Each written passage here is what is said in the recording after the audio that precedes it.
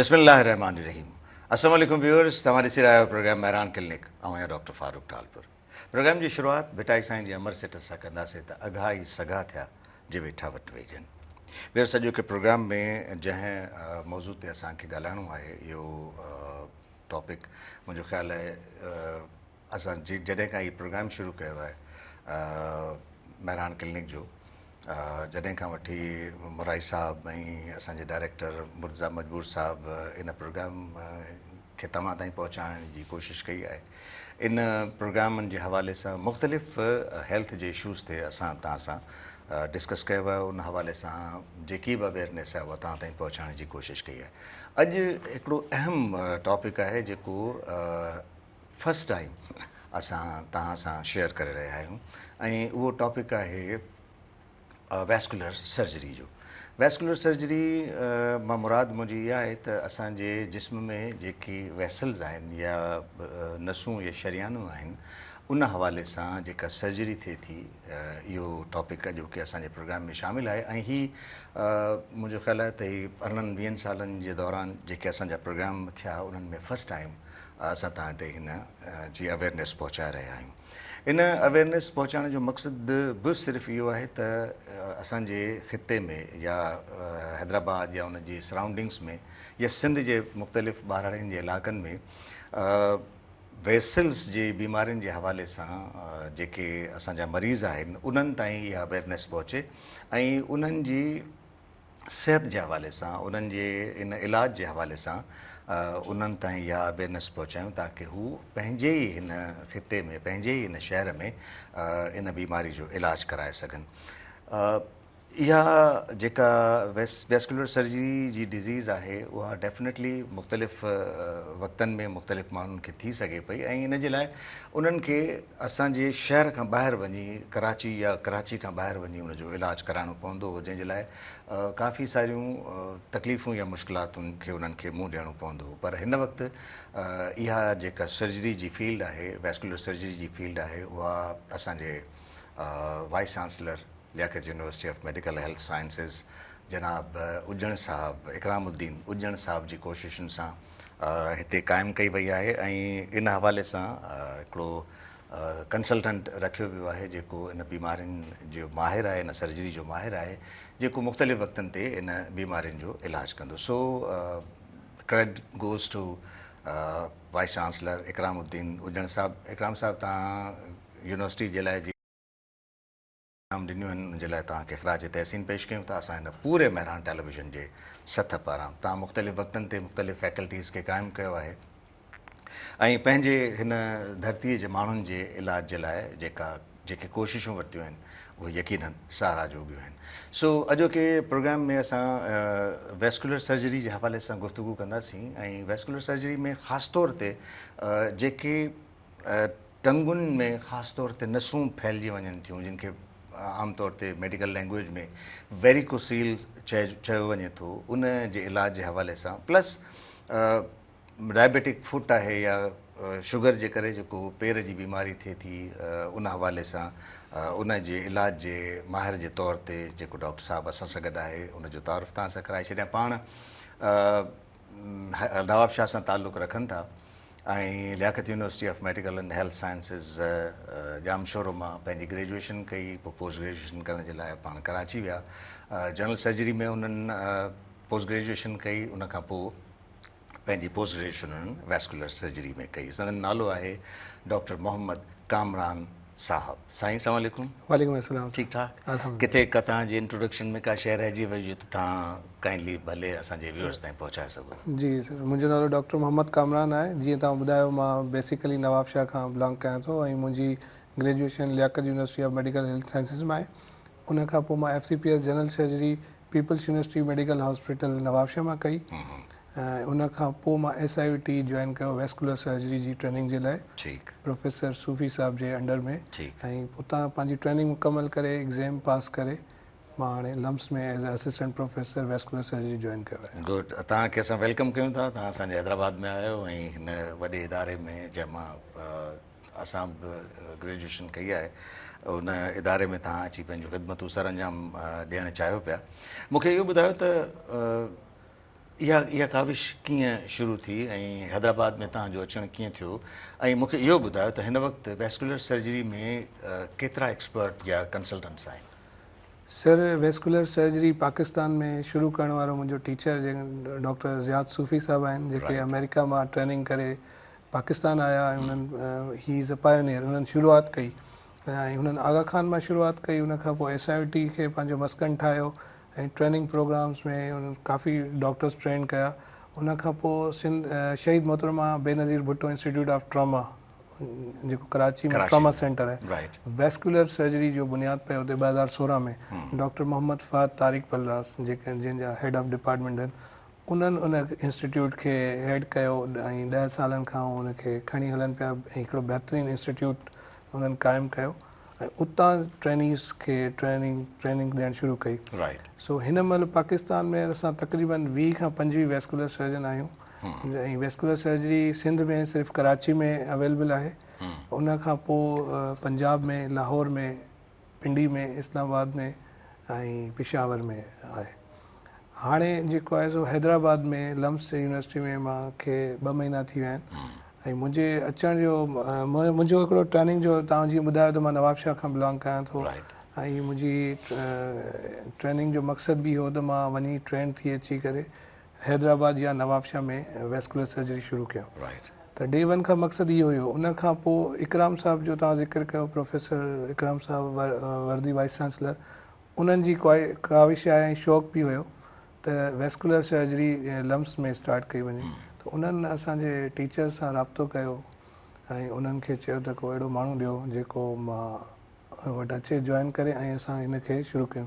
त इन सॼे सिलसिले जी कड़ी आहे जो मां हिते अल्हम्दुलिल्लाह। ठीकु आहे। हाणे इन फील्ड में एज़ अ डॉक्टर मुंहिंजो सुवालु तव्हां सां वरी हूअं अदरवाइज़ त हिकिड़ो लेमैन जे हवाले सां इंटरव्यू कंदो आहियां, पर एज़ अ डॉक्टर तव्हां खां इहो पुछणु पियो चाहियां त कंहिं बि फील्ड में ख़ासि तौर ते इंटरवेंशन जे हवाले सां बैकअप हूंदो आहे न, पोइ तव्हांजो बैकअप तव्हां वटि आहे या बैकअप जे लाइ तव्हां छा करे रहिया आहियो? सर बैकअप जी ॻाल्हि आहे, बिल्कुलु बैकअप। मां जीअं तव्हांखे ॿुधायो त मुंहिंजा मेंटर्स, मुंहिंजा टीचर अल्हम्दुलिल्लाह आहिनि ऐं उन्हनि जी इजाज़त, उन्हनि जी दुआउनि सां मां आहियो आहियां ऐं हू ऑलवेज़ मुंहिंजे लाइ बैकअप लाइ आहिनि। हाणे ॿी ॻाल्हि इहा आहे त ट्रेनिंग, मुंहिंजो जॉइन करण जो पर्पज़ जेको आहे, काफ़ी पर्पज़ आहिनि, काफ़ी रीज़न आहिनि। हिकिड़ो त ह्यूमनिटी खे सर्व करणो आहे। जीअं तव्हां पंहिंजे इंट्रोडक्शन में ॿुधायो त नंढी वेस्कुलर डिज़ीज़ जे लाइ मरीज़ खे कराची एटलीस्ट वञिणो थो पए, उहो पेशेंट खे असां सर्व कयूं। सेकेंडली ट्रेनिंग, असां हिते ट्रेनिंग शुरू करायूं वेस्कुलर सर्जरी जी ऐं असांजा उहे डॉक्टर जेके हैदराबाद में ऑलरेडी सर्विसिस ॾियनि पिया कंहिं डिपार्टमेंट में या जनरल सर्जरी में, उन्हनि खे असां ट्रेन कयूं ऐं वेस्कुलर सर्जरी जी ट्रेनिंग खे आम कयूं त जीअं इहा फील्ड जेका आहे थोरी सी माण्हुनि खे वधीक सहूलियत ॾेई सघूं। Now what is the main importance of vascular surgery? किथे किथे यूज़ थिए पई? Sir where there is a blood vessel there is a vascular surgery. जिते जिते खून जी शरियान आहे, ठीकु आहे, उते उते वेस्कुलर सर्जरी आहे। ठीकु आहे। दिमाग़ खे छॾे अगरि असां चऊं, ब्रेन खे छॾे ऐं दिलि खे छॾे, पूरी बॉडी में वेस्कुलर सर्जरी जो रोल आहे। ठीकु आहे। त उन में वेस्कुलर सर्जरी जा कुझु डिपार्टमेंट आहिनि, माना डिविजन्स आहिनि, हिसा आहिनि। पहिरियों आहे वीनस डिज़ीज़, जेका शरियान दिलि ॾे खणी वेंदी आहे रत, तव्हांखे ख़बर वेन्स चवंदा आहियूं जंहिंखे आम माण्हुनि जे लाइ। ठीकु आहे। वीनस सिस्टम जूं जेके डिज़ीज़िस आहिनि, जंहिंमें आम तौर ते DVT आहे, डीप वीनस थ्रोम्बोसिस। ठीकु आहे। पेर जी टंगुनि में रत जो ॼमणु। ठीकु आहे। DVT इहो हिकिड़ो मेन ट्रीटमेंट असांजे डोमेन में अचे थो। उन खां अलावा वेरिकोज़ वेन्स जेका तव्हां ॻाल्हि कई, टंगुनि जूं नसूं फूलिजी वञणु, डायलेटेड वेन्स, वेरिकोज़ वेन्स, इहो वेस्कुलर सर्जरी जो हिकिड़ो पार्ट आहे। उन खां पोइ पैदाइशी ॿारनि में वीनस मेल फॉर्मेशन्स थींदा आहिनि, हेमेंजोमास थींदा आहिनि, जेके नसुनि जा प्रॉब्लम हूंदा आहिनि जिस्म जे कहिड़े हिसे में थींदा, उहो असांजे डोमेन में अचे थो। उन खां पोइ अॼुकल्ह तव्हांखे ख़बर आहे, बीइंग अ डॉक्टर ऐं सॼी आवाम खे बि ख़बर आहे त डायबिटीज़ पाकिस्तान टॉप ते वञे पियो। त डायबिटीज़ जूं कॉम्प्लिकेशन्स आहिनि, अखि में मोतियो थियणु, गुर्दनि ते असरु अचणु, उन खां पोइ उन्हनि मरीज़नि जे पेर में ज़ख़म थींदा आहिनि ऐं आङुरियूं कारियूं थींदियूं आहिनि, या पेर जा ज़ख़म 6 महीना ड्रेसिंग्स कंदा आहिनि, न भरिजंदा आहिनि, उन में ब्लड फ्लो घटिजी वेंदो आहे। त डायबिटिक फुट अल्सर्स उन में असांजो रोल आहे। सिगरेट स्मोकिंग, हाइपरटेंशन, इन जे करे जेके पेरिफेरल आर्टियल डिजीज़, टंगुनि जूं नसूं सुकड़जी वञनि थियूं ऐं खून जो वहाव एतिरो नथो मिले, त उन में पेशेंट खे जेको आहे गैंग्रीन थींदी आहे जेका, उहा वेस्कुलर सर्जरी जी आहे। त असां एम्पुटेशन्स खां बचाईंदा आहियूं, पेर कटिजण, आङुर कटिजण खां बचाइण वारो वेस्कुलर सर्जन आहे। अलाह बचाईंदो ज़रियो हिकिड़ो वेस्कुलर सर्जन आहे। उन खां अलावा किथे बि ब्लीडिंग थिए थी, कंहिं बि सर्जन खे नीड आहे, अगरि कोई जनरल सर्जन का सर्जरी करे थो त उन खां का सर्जरी में ब्लीडिंग थिए थी, का कॉम्प्लिकेशन थिए थी, त ब्लीडिंग खे स्टॉप करणु, जीअं गाइनाकोलॉजी में अगरि फैमिली कंप्लीट न आहे ऐं ब्लीडिंग थिए थी ऐं तव्हां बच्चेदानी उन पेशेंट जी नथा कढी सघो, त ब्लीडिंग खे स्टॉप करण जे लाइ असां इंटरनल आइलिक लाइगेट कंदा आहियूं, आर्टरी खे लाइगेट कंदा आहियूं, यानी इन सां तव्हां हिस्टेक्टमी खे प्रिवेंट करे। बिल्कुलु, दैट्स गुड। हिकिड़ी इहा असांजो आहे। उन खां अलावा ट्रॉमा, रोड ट्रैफिक एक्सीडेंट, केतिरा एक्सीडेंट थियनि था, केतिरा गन शॉट अचनि था, या को शार्प ऑब्जेक्ट, कुहाड़ी, चाकू लॻणु, उन में ब्लड वेसल खे कटिजी वञे, वेस्कुलर ट्रॉमा, उन में असांजो रोल आहे। सो ही सॼी डिवीजन आहे वेस्कुलर सर्जरी जी। अच्छा, पाण मुख़्तलिफ़ जीअं तव्हां ॿुधायो त सब्जेक्ट्स आहिनि वेस्कुलर सर्जरी जा, त पाण वन बाय वन कोशिशि कंदासीं उनखे डिस्कस करण जी, ख़ासि तौर ते वेरिकोज़ वेन खे डिस्कस कंदासीं। त what are the reasons, main causes of varicose veins, ऐं उनखे प्रिवेंट करण जे लाइ कहिड़ा प्रिवेंटिव मेयर्स आहिनि, ऐं जेकॾहिं उहा वेरिकोज़ वेन थी सघे थी त उनजे ट्रीटमेंट में कहिड़ा ऑप्शन्स आहिनि जेके तव्हां एडॉप्ट कयो था। पर मूंखे हिकिड़ी ब्रेक लाइ चयो पियो वञे, नंढड़ी ब्रेक वठंदुसि, ब्रेक खां पोइ वापसि ईंदासीं त हिन ते मज़ीद गुफ़्तगू कंदासीं। व्यूअर्स, प्रोग्राम में नंढड़ी साही खां पोइ जल्दी था मोटूं, असां सां गॾु रहिजो।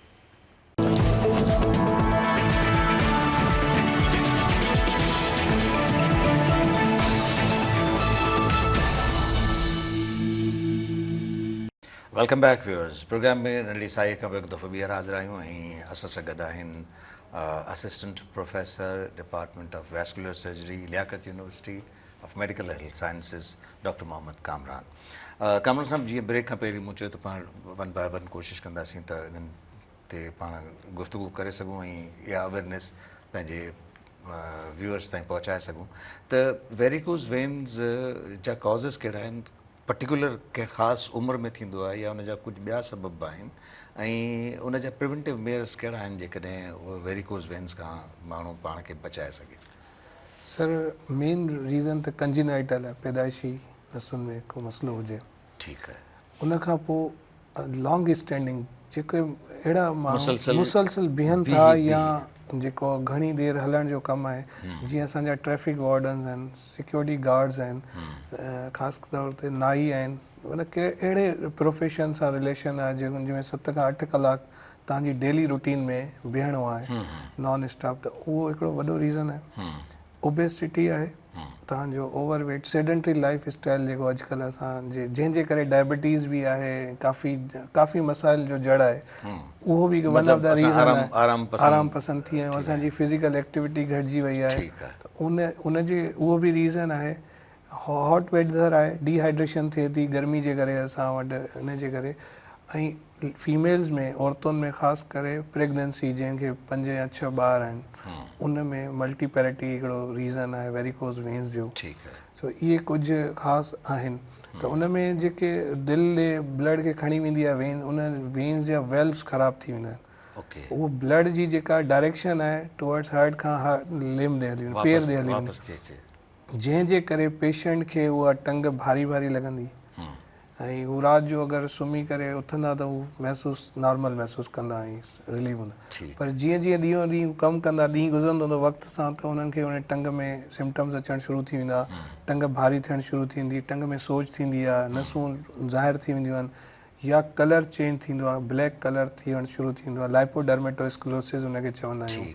उन खां पोइ आख़िरी स्टेज में वरी उन में ज़ख़म थियणु शुरू थी वेंदा आहिनि पेर में, वीनस अल्सर्स। सो इहे रीज़न आहिनि, इहे सिम्टम्स आहिनि। उन खां पोइ प्रिवेंटिव मेयर्स पाण अगरि ॻाल्हायूं त तव्हां जीअं लॉन्ग स्टैंडिंग कयो था त तव्हां विच में साही खणो, वेही रहो, वेहो था त टंग लटकाए न वियो थोरो।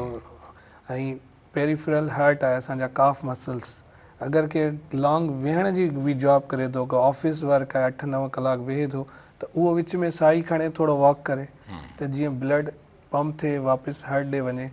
सो इहे कुझु मेजर कनि। अगरि उन खां अलावा बि थोरो मसइलो आहे त स्टॉकिंग्स हिकिड़ो बेस्ट सोल्यूशन आहे, पर हॉट वेदर में उहो यूज़ करणु ॾाढो ॾुखियो आहे ऐं मरीज़ उन जे लाइ कंप्लाइंट न थींदा आहिनि। डिहाइड्रेशन खे करेक्ट कयो, पाणी जो वधि खां वधि कयो, त इहे कुझु मेजर्स आहिनि। या अगरि औरतुनि जो जॾहिं हमल सां थियनि थियूं त उहे पंहिंजे गायनाकोलॉजिस्ट पंहिंजे डॉक्टर्स खे रूटीन चेकअप कराइनि ऐं न सिर्फ़ु ॿार जो ऐं पंहिंजो उन में टंगुनि जो बि जेको आहे चेकअप मुआइनो लाज़मी कराइनि। स्पेशली उहे औरतूं जिन जो वेट वधीक हुजे या जिन खे 2 या 3 ॿार पहिरीं हुजनि, उन्हनि जूं डिलीवरीज़ थी चुकी हुजनि, त उहे रिस्क ते हूंदियूं आहिनि वेरिकोज़ वेन्स जी डेवलपमेंट, त उहो मुआइनो कनि।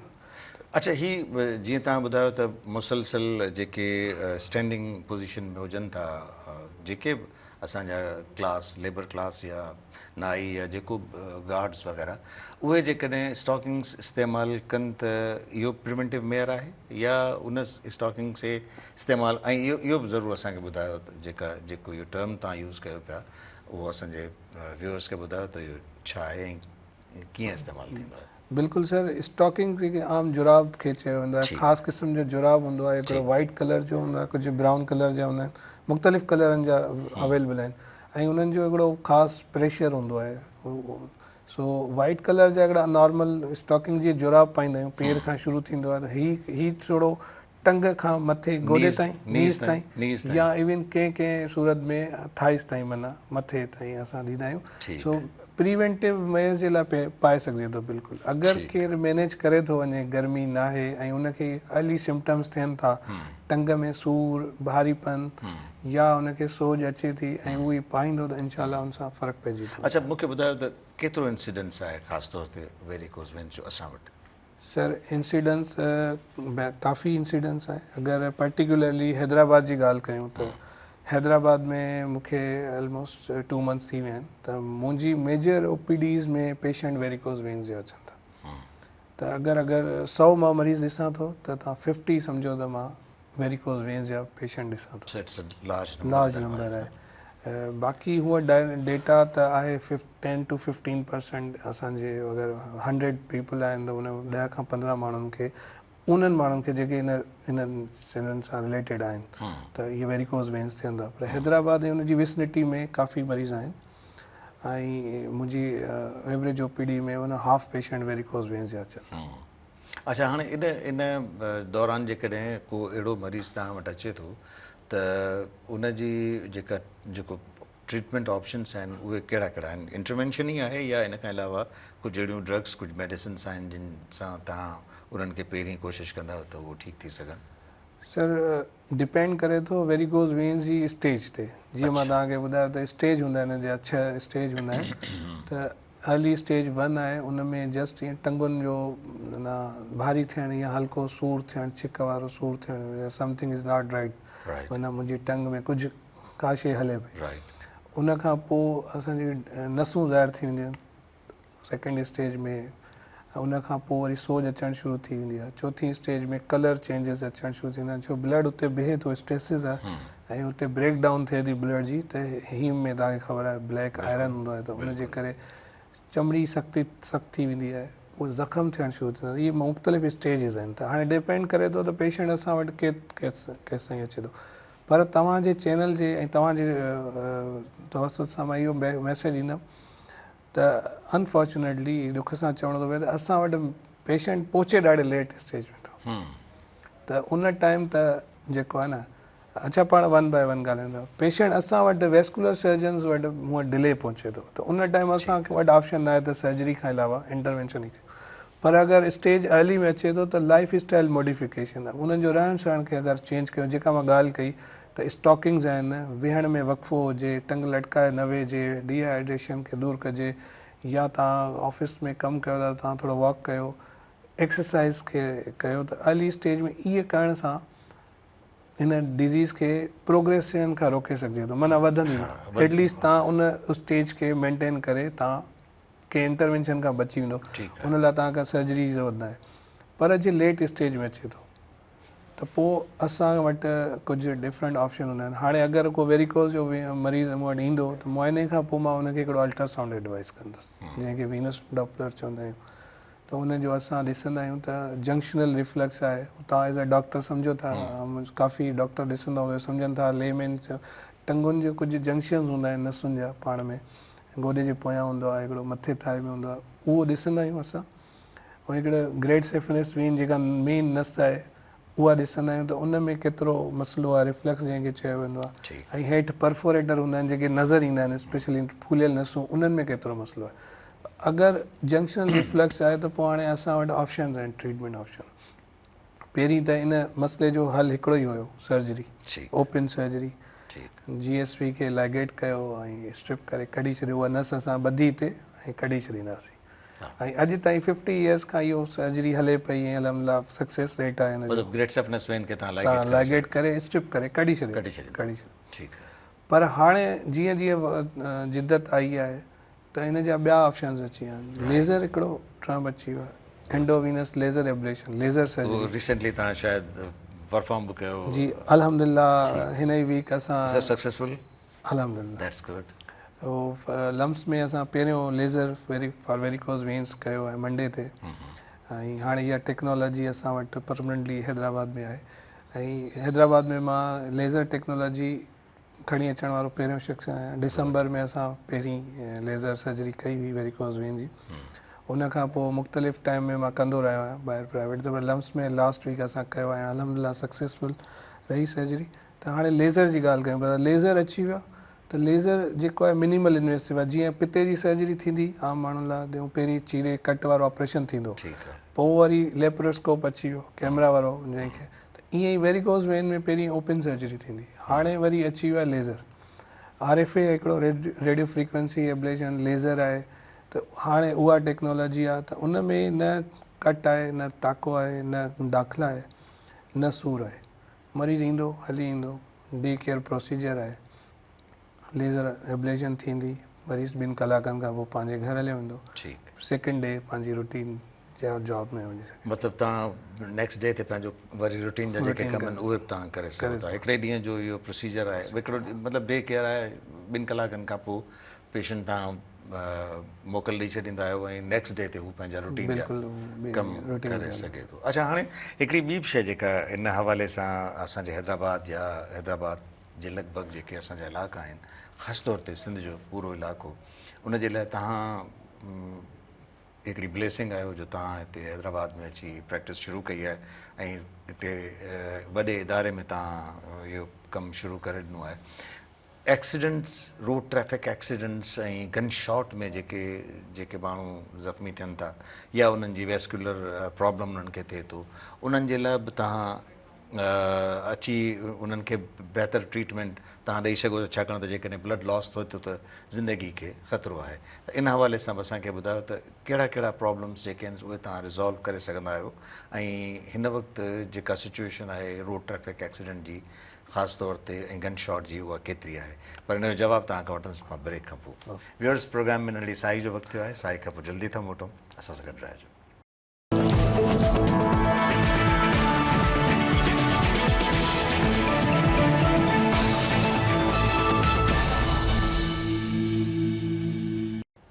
Welcome back viewers. प्रोग्राम में नंढी साई खां पोइ हिकु दफ़ो ॿीहर हाज़िर आहियूं ऐं असां सां गॾु आहिनि assistant professor department of vascular surgery, Liaquat university of medical and health sciences, doctor Mohammad Kamran साहब। जी कामरान साहब। सर, जीअं मां तव्हांखे ॿुधायो त मुंहिंजी training Shaheed Mohtarma Benazir Bhutto institute of trauma में आहे, त लॉट ऑफ केसिस ट्रामा जा असां ॾिठा आहिनि, ऑपरेट कया आहिनि। उहे एक्सीडेंट कंहिंजी बांह या टंग जे मथां गाॾी चढ़ी वञे, स्पेशली रोल ओवर, या गन शॉट थिए टंग में बांह में फायर आर्म ऐं उन में तव्हांजी शरियान खे नुक़सानु पहुचे, त उन में वेस्कुलर सर्जरी जो रोल आहे। ऐं उन में कुझु अर्ली आवर्स हूंदा आहिनि, गोल्डन आवर्स हूंदा आहिनि, त उन टाइम में मरीज़ पहुची वञे हॉस्पिटल जिते वेस्कुलर सर्विसिस हुजनि ऐं उहा ऑपरेट थी वञे, त न सिर्फ़ु लाइफ पर उहा लिम्ब सैल्वेज थींदी, उनजी बांह उनजी टंग बची वेंदी ऐं जान बि बची वेंदी अल्टीमेटली। हैदराबाद में स्टिल अञा मुंहिंजा अर्ली डेज़ आहिनि, त मां इन ट्रामा वारे सेक्शन खे अञा स्टार्ट न करे सघियो आहियां। हिकिड़ो मां गन शॉट जो पेशेंट ऑपरेट कयो अल्हम्दुलिल्लाह सक्सेसफुली हैदराबाद में। अलाउ मूंसां कुझु आर्थोपेडिक सर्जन बि हुया, थोरेसिक सर्जरी बि हुई ऐं उन्हनि जी कोलेब्रेशन सां असां कयो, अल्हम्दुलिल्लाह सही थी वियो। उन खां अलावा कुझु मां बर्न जा पेशेंट कया आहिनि जेके जिन खे नीड हुई वेस्कुलर सर्जरी जी, उहे सिविल में कया आहिनि, पर अञा हैदराबाद में मां पर्टिकुलरली ट्रामा खे स्टार्ट न कयो आहे। बट मुंहिंजी ट्रेनिंग में आहिनि, तव्हांखे ख़बर आहे त कराची में पूरो बलोचिस्तान पूरो सिंध जो जेको आहे ट्रामा उते अचे पियो, त अलॉट ऑफ केसिस। ऐं मुंहिंजो जेको रिसर्च आर्टिकल आहे एग्ज़ाम जे लाइ उहो बि ट्रामा ऐं गन शॉट पॉप्लिटल आर्टरी इंजरी ते आहे।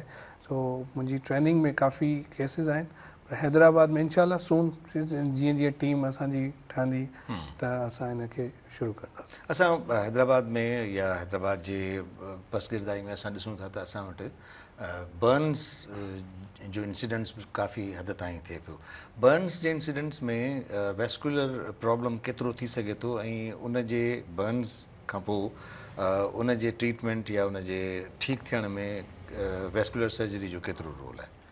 सर बर्न्स में असांजो एतिरो ख़ासि रोल न आहे, लिमिटेड रोल उन में आहे। अनफॉर्चुनेटली अगरि कंहिंजी बांह हली थी वञे या टंग हली थी वञे, इलेक्ट्रिक बर्न तव्हांखे ख़बर आहे 11,000 स्पेशली इलेक्ट्रिक बर्न जी ॻाल्हि था कयूं, त उन में अगरि हली थी वञे उन्हनि खे डिसआर्टिकुलेशन जी ज़रूरत आहे। अगरि शोल्डर जॉइंट खां हटाइण जी ज़रूरत पइजे थी या हिप डिसआर्टिकुलेशन जी, त उन में वेस्कुलर सर्जन जो रोल आहे त उहो प्रॉक्सिमल आर्टरी अगरि जेका शइ रग अचे थी जेका बांह खे या टंग खे सप्लाई खे, त उहा असां लाइगेट कंदा आहियूं। सो बर्न जा इहे केसिस हैदराबाद में आहिनि ऐं बर्न यूनिट आहे, उन्हनि सां कोलेब्रेशन में आऊं कमु कयो। जेके टाइम असांखे इजाज़त कोन पियो ॾिए त कोशिशि कयूं त असां वटि जेको डायबिटीज़ जो इशू आहे उहो जीअं तव्हां पाण बि चयो त असां वटि मोस्ट कॉमन आहे ऐं पाकिस्तान उहो मुल्क आहे जंहिंमें डायबिटीज़ जे केसिस में रोज़ बरोज़ असां इज़ाफ़ो ॾिसूं पिया। उन जा जेके कॉम्प्लिकेशन आहिनि डेफिनेटली रेटाइना आहे, तव्हांजा गुर्दा आहिनि, बल्कि जेके बि तव्हांजा वाइटल ऑर्गन्स आहिनि उन्हनि ते असरु पवंदा, पर ख़ासि तौर ते जेको फुट ते जेको असरु पए थो उन हवाले सां मूंखे ॿुधायो त तव्हां, छाकाणि त जेकॾहिं इहो प्रॉब्लम थी थो वञे त घणो करे त एम्पुटेशन थी थिए न, यानी उहा आंगुर या उहो पेर या उहो पेर जो हिसो कटियो थो वञे, त हाणे इहा ख़ुशख़बरी आहे उन्हनि माण्हुनि जे लाइ जिन खे डायबिटिक फुट आहे त उन्हनि खे एम्पुटेशन खां बचायो वेंदो ऐं उनखे जेकॾहिं बचाइणो आहे त उन जे लाइ कहिड़ा प्रोसीजर्स आहिनि? सर डायबिटिक फुट अल्सर जे लाइ अगरि उन पेशेंट में इस्कीमिया आहे, माना ब्लड जो फ्लो एतिरो घटि आहे जो उन ज़ख़म खे भरिजण लाइ नाकाफ़ी आहे। तव्हांखे ख़बर आहे गोॾे खां हेठि 3 शरियानूं हूंदियूं आहिनि ऐं 3 शरियानूं बंदि आहिनि। सही। त उन में वेस्कुलर सर्जरी जो रोल आहे बिल्कुलु। अगरि कंहिंजी आंगुर कारी थींदी आहे ऐं कंहिं आम सर्जन ॾे वेंदा आहिनि त उहो जल्दी कंदा आहिनि असांजा सर्जन हज़रात, त उन आंगुर खे असां हटायूं, एम्पुटेट करे छॾियूं। पर अगरि मुंहिंजे पर्सपेक्टिव खां ॾिठो वञे त मां उन आंगुर खे त अगरि उहा डेड आहे त कोन बचाए सघंदुमि, पर मुंहिंजे ज़हन में हूंदो त मां हिन जो पूरो पेर बचायां या टंग बचायां। मां रिसेंटली तव्हांखे हिकिड़ो इंसिडेंस कोट कंदुमि त मूं वटि 2 ॾींहं अॻु हिकिड़ी कॉल आई हैदराबाद मां ई, असांजे सर्जन मुंहिंजे पेशेंट मोकिलियो डायबिटीज़ जो 32 ईयर्स जो 32 सालनि जो नौजवान, ऐं उन्हनि जी प्लैनिंग थियली त गोॾे खां मथे टंग असां हटाए छॾींदासीं, पर उन्हनि खे ख़बर पइजी डॉक्टर कामरान आहे, कंहिं सर्जन दोस्त मूंखे कॉल करे चयो यार हीउ पेशेंट तव्हां ॾिसो। मां हुनखे ॾिठो, एग्ज़ामिन कयो ऐं डॉपलर कयो, त हुननि खे मूं लिखी ॾिनो त हिन जो जेको अंगूठो आहे जेको ख़तमु थी वियो आहे ज़ख़म जे करे सड़ी ॻड़ी वियो आहे, त तव्हां सिर्फ़ु इहो हटायो। हिन जी हिकिड़ी शरियान बंदि आहे, पर हींअर एमरजेंसी में हुन में पीप पइजी वई आहे, पेशेंट जी जनरल कंडीशन हुनजी ख़राबु आहे, सबसिड आहे, तव्हां इहो अंगूठो हटायो। इन शरियान जे लाइ असां एंजियोप्लास्टी कंदासीं। पोइ जीअं दिलि जी एंजियोप्लास्टी थींदी आहे त हिकिड़ी कैनुला आहे, टंग जी रग में विझी बलून सां असां वेंदासीं, उन नस खे असां खोलींदासीं ऐं अल्हम्दुलिल्लाह इंशाअल्लाह जल्दी इहे सर्विसिस बि असां हैदराबाद में शुरू करण वारा आहियूं। सो इन सां न सिर्फ़ु असां पेर बचाईंदासीं, जेको फर्दर एम्पुटेशन लेवल वधे थी, ऐं बाक़ी हिकिड़ी आंगुर आहे अगरि उहा कारी थी वई मरी वई त उनखे तव्हां बचाईंदा, पर उहो पेर तव्हां बचाए सघो था। अगरि एंजियोप्लास्टी न थिए त उन पेशेंट जी घटि में घटि गोॾे खां मथे या गोॾे खां हेठि टंग हटाइणी पवंदी आहे। सो असांजे हुजण सां इहो आहे त डायबिटिक फुट में उहे पेशेंट जिन खे इस्कीमिया आहे त उन्हनि जी एंजियोप्लास्टी करे या वरी बाईपास करे, कुझु अहिड़ियूं डिज़ीज़ आहिनि जंहिंमें तव्हां बलून न करे सघंदा आहियो या शरियान न खोले सघंदा आहियो, त उनजे लाइ असां बाईपास बि कंदा आहियूं। पेशेंट जी पंहिंजी नस कढी, जीअं तव्हांखे ख़बर आहे ब्लॉकेज आहे नस जी, जीअं त असांजो मक़सदु आहे पेर ताईं ब्लड खे पहुचाइणो आहे। त उन मरीज़ जी उहा नस कढी करे असां आर्टरी सां जोड़े, जिते नॉर्मल आर्टरी आहे उतां फ्लो खणी हेठि पेर जी आर्टरी सां जोड़ींदासीं त फ्लो वधे। त इहे कम हिते इनशाला थी वेंदा हैदराबाद में। हाणे इहे हिते तव्हां हैदराबाद में इहे कमु तव्हां शुरू करे वठंदो। अच्छा, मूंखे हाणे थोरो इन हवाले सां ज़रूरु ॿुधायो त छाकाणि त एतिरी इम्पॉर्टेंट फील्ड आहे ऐं इन में एतिरो घटि कंसल्टेंट्स जो डॉक्टर्स जो तादादु, इन तादाद खे बहितर करण जे लाइ या हिन जी इम्पॉर्टेंस खे वधाइण जे लाइ तव्हांजा प्लान्स कहिड़ा आहिनि? सर, इन खां पहिरीं माज़रत सां हिकिड़ो ॿियो एक्सपेक्ट आहे जेको मुंहिंजे ज़हन मां बि निकिरियो पर ॾाढो इम्पॉर्टेंट आहे। डायलिसिस एक्सिस, एग्ज़ैक्टली, फिस्टुला जा मरीज़, ऐं मां डे वन खां उहो कमु कयां पियो, मुंहिंजे ज़हन मां बि निकिरी वियो। उहे मरीज़ जिन जा गुर्दा फेल थी विया आहिनि ऐं उन्हनि खे गुर्दे वॉश करण जी ज़रूरत आहे, त डायलिसिस एक्सिस जो वॾो कमु वैस्कुलर सर्जन कंदो आहे। एंड SIT में मां रहियो आहियां, SIT मां ट्रेंड थियो आहियां, त असां कमु उते इहो सिखियो आहे, कयो आहे। ऐं SIT में एशिया जी लेवल जो कमु थींदो आहे इंटरनेशनली, ऐं डायलिसिस एक्सिस जो उहो कमु थींदो आहे जेको ॿाहिरि मुल्कनि में थींदो आहे। सही। त मां हैदराबाद में अची उहे ॾाढा केसिस ॾिठा, ऐं मां सिविल में अल्हम्दुलिल्लाह एवरी ट्यूसडे उहा OT लिस्ट बि कंदो आहियां ऐं OPD बि कंदो आहियां। त फिस्टुला लॻाइण, न सिर्फ़ु लॻाइण पर उन जा कॉम्प्लिकेशन्स, अगरि बंदि थी थो वञे, उन में क्लॉट थी थो वञे या फ्लो घटिजी थो वञे या उहो रप्चर थी थो वञे इन्फेक्शन खां, त इहे सभु कमु वैस्कुलर सर्जरी कंदा आहिनि। ऐं इहो कमु थिए पियो हैदराबाद में, सिविल हॉस्पिटल में थिए पियो। मुंहिंजे अचण खां पहिरीं बि कुझु दोस्त मुंहिंजा कंदा हुया यूरोलॉजी वारा, ऐं उहे ॾाढो सुठो कमु कनि पिया। उन खां पोइ मां अची टेक ओवर कयो आहे, उन्हनि जी कोलेबोरेशन सां गॾु असां हाणे हिन कम खे अञा इनहांस करे छॾियो आहे। त होल सिंध असां वटि अचे थी। उहे पेशेंट जेके पहिरीं SIT वेंदा हुया, जेतिरी कैपेसिटी में लिमिटेड में असां करे सघूं पिया उहा असां कयूं पिया, ऐं इन खे एक्सपेंड कंदासीं इनशाला। परमा कैथेटर, जेको कैथेटर लॻंदो आहे, टनल कैथेटर, जेको जंहिंखे आमतौर ते माण्हू परमानेंट चवंदा आहिनि, 6 महीना साल जो नलकी डायलिसिस, उहे पेशेंट जेके फिस्टुला लाइ फिट न आहिनि या उन्हनि जा फिस्टुला फेल थी चुका आहिनि, इहो पहिरीं हैदराबाद में कोन्ह थींदो हुयो। इहो अल्हम्दुलिल्लाह आउं कयां पियो। त डायलिसिस एक्सिस जो जेको आहे इहो हिकिड़ो पोर्शन हिकिड़ो हिते ट्रीट कयूं पिया, ऐं ट्रीटमेंट हले पई, इन खे वधाईंदासीं। हाणे अचूं था तव्हांजे सवाल जे लाइ, त जीअं ट्रेनिंग जे लाइ वाइस चांसलर साहब जो बि इहो आहे त तव्हां ट्रेनिंग खे ज़ोर ॾियो। त इनशाला आहिस्ते आहिस्ते मुंहिंजो प्लान इहो ई आहे त न सिर्फ़ु असां सर्व कयूं, छो जो मां हिकिड़ो माण्हू बिल्कुलु लिमिटेड कैपेसिटी में सर्व करे सघां थो। अगरि मां टीम ठाहींदुमि ऐं 5 माण्हू ट्रेन कया त इहे ई सर्विस असां 5 टाइम्स वधीक ॾींदासीं, ऐं हितां ट्रेन थी वेंदा। त असांजो विजन इहो ई आहे। मां पंहिंजो डिपार्टमेंट ठाहियां पियो वाइस चांसलर साहब जी सपोर्ट सां ऐं सॼी टीम जी। मुंहिंजो ख़्यालु आहे हू पाण विलिंग आहिनि, वाइस चांसलर साहब इन हवाले सां त विलिंग आहिनि त जेतिरो थी सघे इन खे प्रोग्रेस कराए ऐं तव्हांखे सुठो हिकिड़ो वार्ड ठाहे ॾिने, हुन में तव्हां ट्रेनिंग शुरू करे अचो।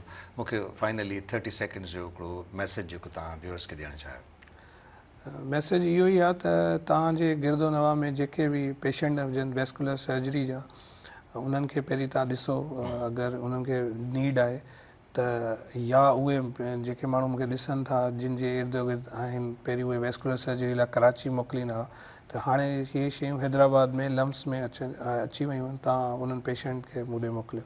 ॿियो उन खां अलावा मां चवंदो आहियां त तव्हां सभु पंहिंजी क़दुरु कयो।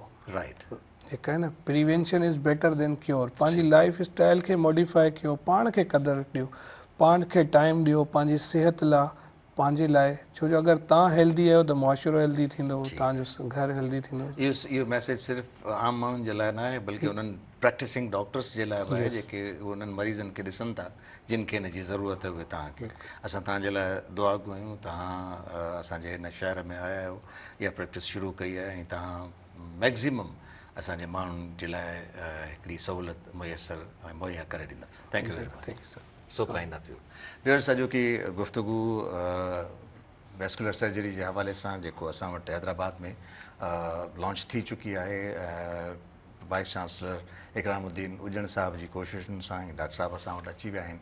उमेदु आहे त हाणे जेके तकलीफ़ ऐं परेशानी में असांजा माण्हू हितां पंहिंजे हैदराबाद जे फसगिरदाई खे छॾे कराची या उन खां ॿाहिरि वञण जी कोशिशि कंदा हुआ, उन्हनि जे लाइ इहा आसानी थी वई त हाणे इहा ट्रीटमेंट असां वटि हिते हैदराबाद में मौजूदु आहे। उमेदु आहे पंहिंजो ख़्यालु कंदो।